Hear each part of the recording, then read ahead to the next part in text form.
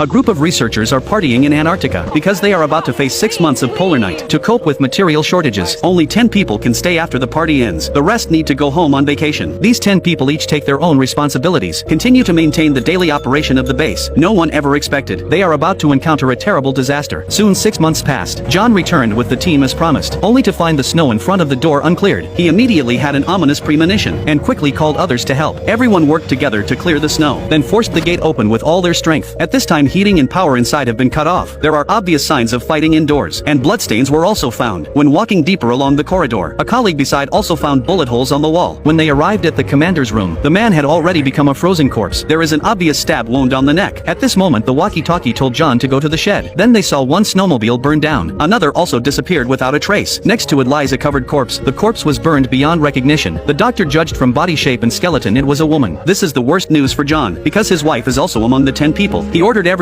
to search for information inside the base. To find the remaining 8 people, John led a team to the kitchen. At this moment, a sound came from the cabinet behind them. After opening the door, there was a terrified woman. She is Maggie, the base doctor. She seemed not yet recovered from the horror. John comforted her emotions carefully, afraid of stimulating her again. After regaining a little sanity, she fainted. Meanwhile, the search inside the base was completed. A total of 7 corpses were found. 2 more are still missing. John reported the situation to the border police, but they said they could not arrive until 48 hours later. During this period, they must keep the crime scene intact. After hanging up, he found the awake Maggie, wanting her to recall what happened and whether his wife Anika is still alive. Then Maggie began to recall. Everything started with 2 men fighting. No one knew what happened at first. After everyone pulled them apart, the fat man went to the infirmary. When Maggie asked about what happened, she found the fat man suffered from polar syndrome. He lost sense of time. The communications officer kept reminding him of the time, making him extremely irritable. Suddenly the fat man stared at Maggie in a daze. Her face reminded him of someone. On the other side, the communications officer asked the Argentina base for the game score, but no one responded after several calls. Then the screen showed satellite signal lost. To figure out the situation, he had to go to the signal station for inspection. This scene was accidentally seen by the fat man. Soon it was mealtime. The commander asked if anyone had seen the communications officer, but everyone looked confused. To confirm his safety, the commander organized everyone to go out and search. Each person took charge of one side of the base. When the woman walked near the signal station, she found bloodstains on the ground. Immediately informed everyone via walkie-talkie. Soon several people rushed over after hearing the news. They followed the bloodstains forward. Under the beam of flashlights, a man was kneeling in the snow. The commander called out to the communications officer, but got no reply. When he approached and gently touched the man's shoulder, his head unexpectedly fell off. Everyone returned to the base with heavy hearts. They tried to contact the outside world, only to find all communications failed. Someone had deliberately cut the lines. The entire base was completely isolated from the outside world. Later the doctor made a preliminary autopsy conclusion. No bleeding traces were found on the corpse, so it was determined the head was cut off after death. The fatal wound was caused by a blunt object hitting the back of the head. Such a wound could be made by anyone with a little strength. Everyone became